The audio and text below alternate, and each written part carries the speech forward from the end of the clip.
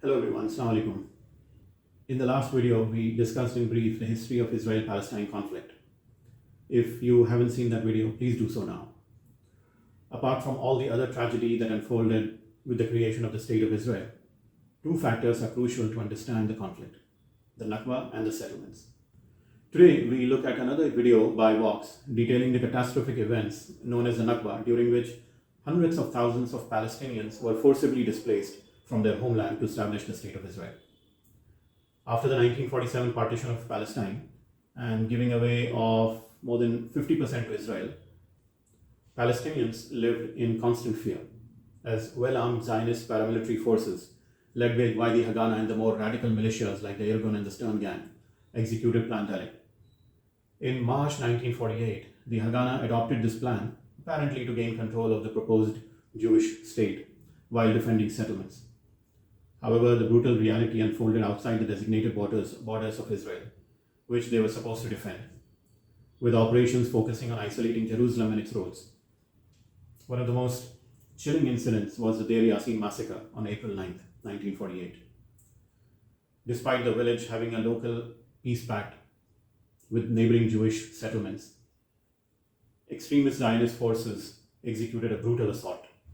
More than 100 civilians, mostly women, children, and the elderly, were massacred.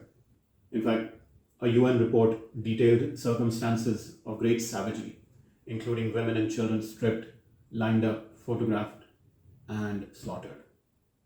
The Israeli army to this day restricts the release of many images and intelligence reports on Deir Yassin.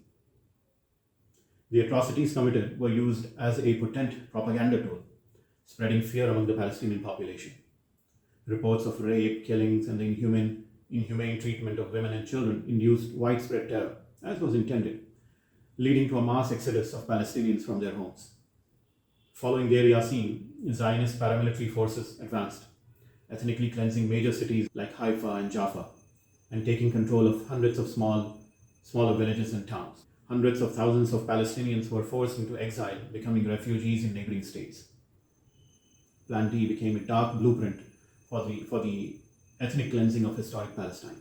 By the way, these groups, the Haganah, Irgun, or the Stern Gang, were not some fringe terror groups. In fact, upon the creation of Israel, they became the Israeli Defense Forces, and the leadership became the prime ministers of Israel, such as Yitzhak Rabin, Ariel Sharon, and Yitzhak Shamir.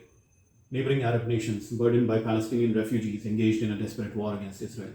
The fighting lasting months resulted in more Palestinian displacement, death, and expulsion.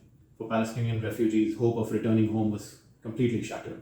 Attempts to return were met with gunfire, and the Zionist paramilitary operations destroyed villages upon villages. Over time, Israel has obscured the traces of Arab Palestine, renaming places and planting forests over ruined villages. By the Nakba's end, 750,000 Palestinians were forcibly expelled and over 500 villages were destroyed.